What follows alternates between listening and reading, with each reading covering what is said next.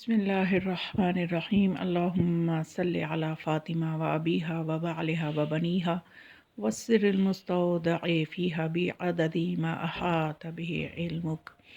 جناب سیدہ فاطمہ الزہرا سلام اللہ علیہا قرۃ عین المصطفیٰ و بضعۃ نور السماء و زوجۃ الوصی لیلۃ القدر المبارکہ سیدۃ النساء العالمین بنت المصطفیٰ فاطمۃ الزہرا سلام اللہ علیہا کے کمالات اور فضائل لامحدود ہیں، جن کا احاطہ ناممکن ہے اور معرفت محال ہے، بلکہ آپ کے پدر بزرگوار محمد مصطفیٰ صلی اللہ علیہ وآلہ وسلم نے اپنی بیٹی کے لیے جو احادیث آپ کی زبان مبارک سے صادر ہوئیں، ان میں سے ایک حدیث کی بھی پوری طرح سے ہم بی بی کی عظمت کا ادراک نہیں کر سکتے۔ اس ایک حدیث کو بھی اگر ہم چاہیں کہ اس کی تشریح کر کے ہم ایک حوالے سے ہی، ایک حدیث کے حوالے سے ہی بی بی کی عظمت کا ادراک کریں تو ناممکن ہے۔ جناب سیدہ کی عظمت کو پانا ناممکن ہے، البتہ یہ ہم پہ فرض ہے کہ ہم بی بی کی عظمت کے لیے اپنے علم و عمل اور معرفت کے ساتھ کوشش کرتے چلے جائیں، تاکہ جس قدر ہو سکے ہمیں سیدہ طاہرہ کی حقیقی معرفت ہو سکے۔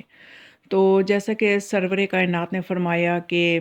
کانت مریم و سیدۃ و زمانہا وبنتی فاطمہ سیدۃ النساء العالمین من الاولین والآخرین،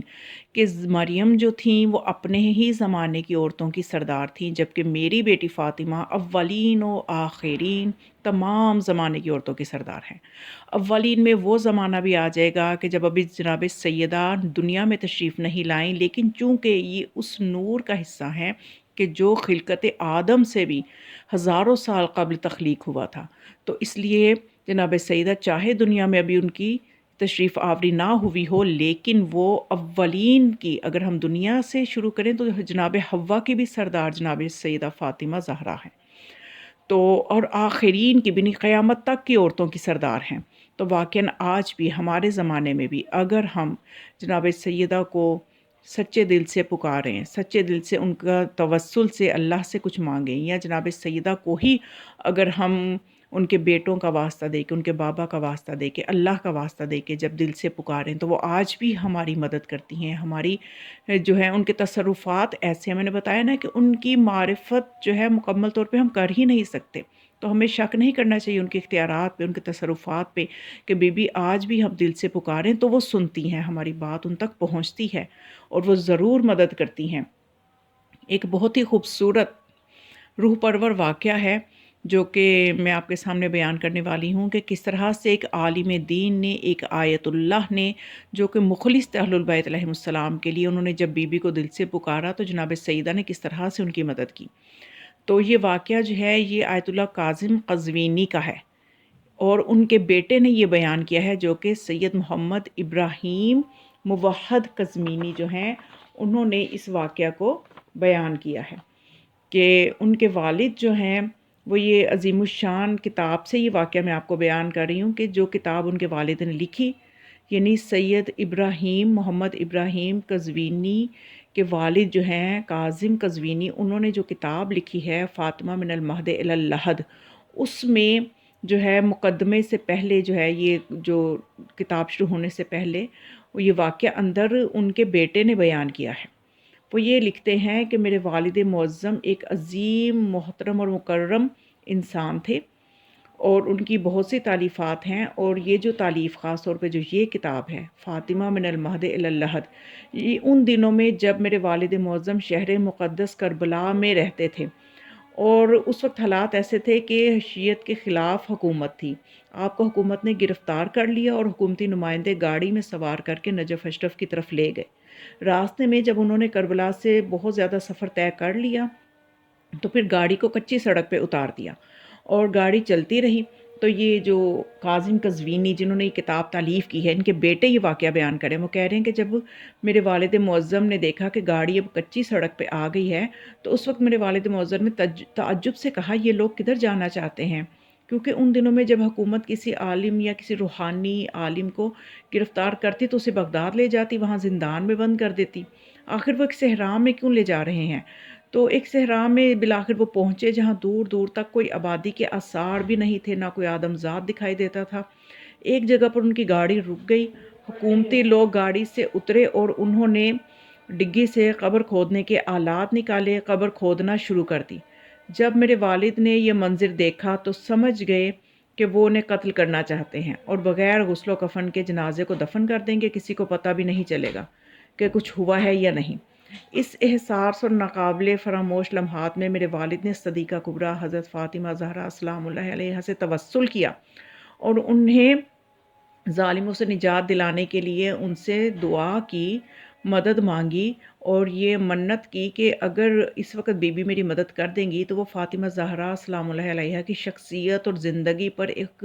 بہترین کتاب لکھیں گے۔ تو اس طرح سے قبر بڑی تیزی سے کھودی جا رہی تھی۔ جو ہی انہوں نے یہ نیت کی، دعا مانگی، تو سرکاری عملہ اپنی مکمل توانائی سے کام کر رہا تھا کہ اچانک وائرلیس کی گھنٹی بجی اور انہیں مرکز کی طرف سے پیغام ملا کہ علامہ قزوینی کو قتل نہ کیا جائے،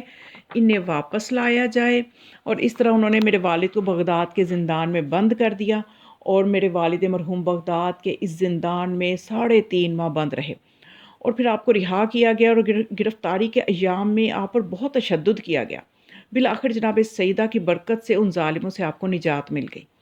اور پھر اس کے بعد الحمدللہ جب یہ کتاب منظر عام پر آئی تو اس کتاب کی برکت سے بہت سے منحرف لوگ ہدایت پا گئے اور انہوں نے مکتب اہل البیت کو قبول کیا۔ اور اس طرح سے وہ بتاتے ہیں ان کے بیٹے کے والد مرحوم کو اس کتاب سے بہت زیادہ انس تھا، کیونکہ یہ اس وقت انہوں نے بی بی سے دعا کر کے کہ اس وقت میری جان بچ جائے تو میں آپ کی شان مقدس میں کتاب لکھوں گا۔ تو اب اس لیے ان کو عقیدت ہو گئی تھی اس کتاب سے، تو آپ نے وصیت کی، یعنی کاظم قزوینی جو مؤلف ہیں اس کتاب کے، انہوں نے وصیت کی کہ جب میں اس دنیا سے رخصت ہو جاؤں تو اس کتاب کو میرے ساتھ میری قبر میں رکھ دینا، تاکہ یہ کتاب میرے لیے سند شفاعت بن جائے۔ جب ان کی وفات ہوئی تو ابراہیم جو ہے، ابراہیم قزوینی کے جو ان کا بیٹا، وہ کہتا ہے کہ جب ان کی وفات ہوئی تو ہم نے ان کی وصیت کے مطابق اس کتاب کو ان کے سینے پہ رکھ دیا اور ان کے جسد خاکی کو ایک صندوق میں بند کر کے حسینیہ زینبیہ میں بطور امانت دفن کر دیا،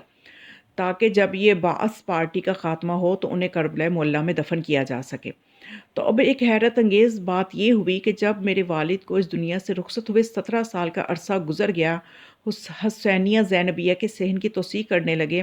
تو جدید عمارتیں بنانا تھی، تو ہمارے خاندان سے رابطہ کیا گیا اور والد معظم کے جسد خاکی کو اس مقام سے منتقل کرنا تھا، تو اس لیے میری حاضری ضروری تھی۔ تقریباً 30 جمادی الاول کو وہ کہتے ہیں، ان کے بیٹے کہتے ہیں کہ 30 جمادی الاول کو بعد الظہرین 3 بجے قبر کو کھودا گیا۔ تو جب لحد کو یہ پتھروں کو ہٹایا گیا تو دیکھا کہ وہ جو کفن تھا بالکل سالم تھا، 17 سال گزرنے کے باوجود کفن میلا تک نہیں ہوا تھا اور ایسے معلوم ہوتا تھا کہ جیسے آپ کو اب بھی دفن کیا گیا ہو۔ اس طرح سے ابراہیم قزوینی کہتا ہے کہ ہم نے دوسرے، تیسرے اور چوتھے پتھر کو ہٹایا، ہم نے دیکھا کہ آپ کا کفن سالم تھا۔ 2 آدمیوں نے سر اور پاؤں کی طرف سے کفن کو پکڑا اور ان کے جسد اقصد کو قبر سے نکالا، اور قابل غور بات یہ ہے کہ جب جسد خاکی کو زمین پر رکھا گیا تو ان کے جسد میں لچک تھی، جیسے کسی زندہ آدمی کے جسم میں لچک ہوتی ہے۔ اور ان کا بیٹا کہتے ہیں کہ میں نے ان کی کمر پہ اپنے بابا کی کمر کو نیچے سے ہاتھ ڈالا اور انہیں زمین سے اٹھا کر صندوق میں رکھا۔ میں نے دیکھا کہ کتاب فاطمہ الزہرا من المہد الی اللحد بالکل سالم تھی۔ 17 سال کا عرصہ گزر چکا تھا لیکن کتاب صحیح و سالم تھی، اس میں بوسیدگی کے آثار بھی نہیں تھے۔ حالانکہ یہ امر محال ہے کہ کوئی کتاب یا کاغذ اتنا عرصہ مٹی میں باقی رہے اور یہ اس طرح سے ٹھیک اور درست حالت میں ہو۔ یہ خبر جنگل میں آگ کی طرح پھیل گئی، رسالوں میں، اخباروں میں بہت جگہ اس کا چرچا ہوا۔ تو اس طرح سے بہت سے علماء کرام اور بزرگان دین جو تھے انہوں نے بھی جسم اطہر کی زیارت کے لیے تشریف لائے، اور اس امر میں شک نہیں ہے کہ ابراہیم قزوینی کہتے ہیں کہ اس امر میں شک نہیں ہے کہ میرے والد محترم کو اہل بیت علیہم السلام سے بہت محبت تھی اور قلبی لگاؤ تھا، اور یہ ان کی مخلصانہ خدمت کا عوض تھا جو انہیں مل چکا تھا۔ اب وہ جسد خاکی جو تھا، جسد اطہر کو طویل سفر کے بعد کربلا معلیٰ لائے اور امام حسین علیہ السلام کے صحن مطہر میں آقا شیرازی کے خاندان کے مقبرہ میں دفن کر دیا گیا۔ تو واقعاً یہ جو وائرل ہوئی تھی، یہ ویڈیو بھی وائرل ہوئی تھی، ہو سکتا ہے آپ نے بھی دیکھی ہو، میں خود اس چیز کی گواہ ہوں کہ میں نے بھی وہ ویڈیو دیکھی تھی، اور وہ ایسے نورانی چہرہ تھا آیت اللہ کاظم قزوینی جو مؤلف ہیں اس کتاب کے، ان کا ایسے نورانی چہرہ تھا، اور کتاب بھی دکھائی گئی تھی اس ویڈیو میں، شاید کہ آپ سرچ کریں تو گوگل پہ یا یوٹیوب پہ آپ کو وہ مل سکتی ہے ویڈیو، آپ دیکھ سکتے ہیں۔ تو یعنی یہ وہ واضح ثبوت ہیں جو ہمیں یہ بتاتے ہیں کہ اس در سے متمسک ہو کے انسان دنیا اور آخرت کی کامیابیاں حاصل کرتا ہے، دنیا کی مشکلات بھی ان کے صدقے سے آج بھی دور ہوتی ہیں، اور ہمیں ان ہستیوں کا دامن تھامے رکھنا ہے۔ اور جناب سیدہ کا جب واسطہ کسی بھی امام کو دیا جاتا ہے تو کوئی امام بھی اس واسطے کو رد نہیں کرتا، اور اگر جناب سیدہ ہی کو وسیلہ بنا کے دعا کریں، وظائف کریں، بی بی پہ صلوات پڑھیں، تو اس سے بھی ہماری بہت سی مشکلات دور ہوتی ہیں۔ بس خدا سے دعا ہے کہ خداوند تعالی ہمیں آل رسول کی صحیح معنوں میں خدمت کی توفیق عطا فرمائے، ان کی حقیقی معرفت ہمیں عطا فرمائے،